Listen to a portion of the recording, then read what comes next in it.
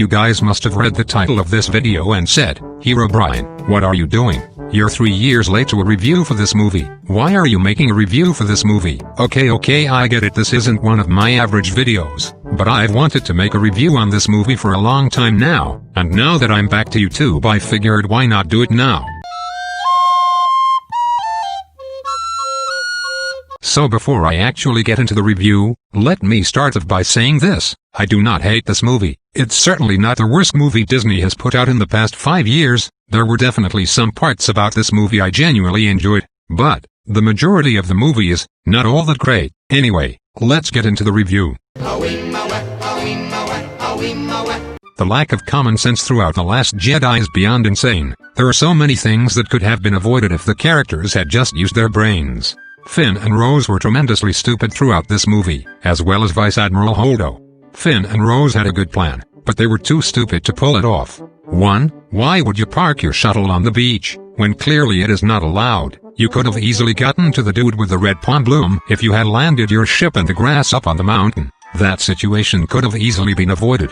2. In the Star Wars universe, you don't trust a guy in a prison cell who stole a ship from a casino to get you into a First Order flagship without expecting him to betray you. It was obvious that DJ was going to sell them out. As he said before, he doesn't pick sides. That should have been a direct hint to Finn to not trust this guy. But that whole situation entirely could have been avoided if Holdo just told everyone her plan. They would have most likely agreed with her plan and they would have safely managed to get to the base on Craig and hide from the First Order. But no, instead, you act suspicious around Poe when he finds out you're leaving, and then when he holds you hostage you still don't tell him your plan, and instead decide to shoot at the other Resistance officers. One last thing about common sense: why did Kylo Ren have to retreat back to the flagship? The Star Destroyer wasn't covering him, they were just shooting at the shields of the cruiser. There was nothing shooting back at the TIE fighters, so they didn't need cover. If the First Order had sent out 20 TIE fighters they could have easily taken out the cruiser and defeated the Resistance right then and there. Anyway, the scene where Rose saves Finn. The worst scene in the movie. This scene is revolting, it's horrifying. Finn was about to save the Resistance, his character arc was finished, he could rest in peace, and never fear the First Order again. But oh boy, here comes Rose. She then proceeds to tell him that it's not about fighting what we hate, it's saving what we love, which is what he was doing. He was saving the Resistance, and then they kiss. Why? My head. Why in hell was this scene made? I don't want to talk about this scene anymore. Moving on. I don't think I even need to talk about this scene. So instead, I'm going to talk about some deleted scenes. Now, Disney has a trend with deleted scenes. They are either really good or really bad, and most of The Last Jedi deleted scenes are actually pretty good. In one scene, Finn confronts Captain Phasma in front of a bunch of stormtroopers, confronting her about shutting down Starkiller Base's shields, and confronting her for being a traitor of the First Order. Phasma then kills her troops, and fights Finn, but Finn inevitably kills her. Now, this scene was amazing. I have no idea why it was removed. It added so much to Phasma's character, and gave humanization to the stormtroopers. In my opinion, this is way better than the confrontation we ended up getting in the movie. Hey. Now let's take a break and talk about some positive things.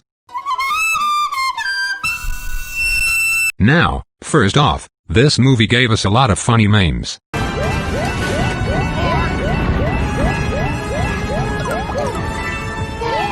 But this movie also gave us a few very heartfelt moments, both of which involve Luke Skywalker.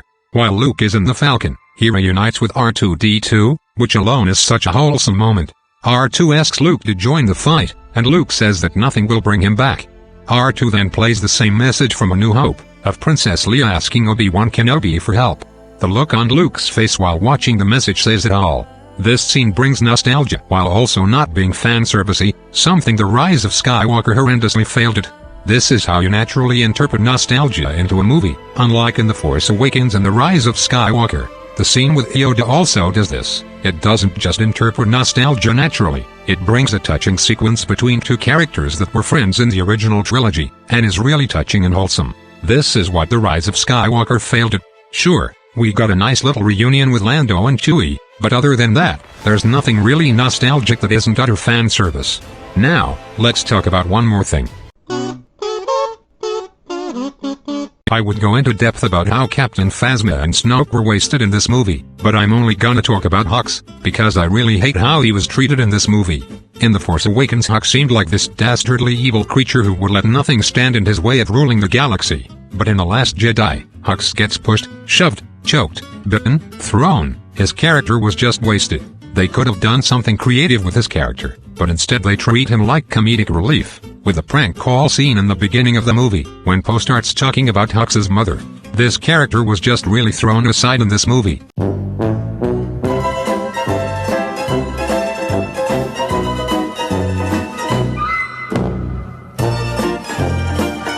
He could have served such a bigger purpose. Anyway, that's the end of my Last Jedi review. Thank you all for watching. Let me know if you want to see more videos like this. That's all. Goodbye, homies.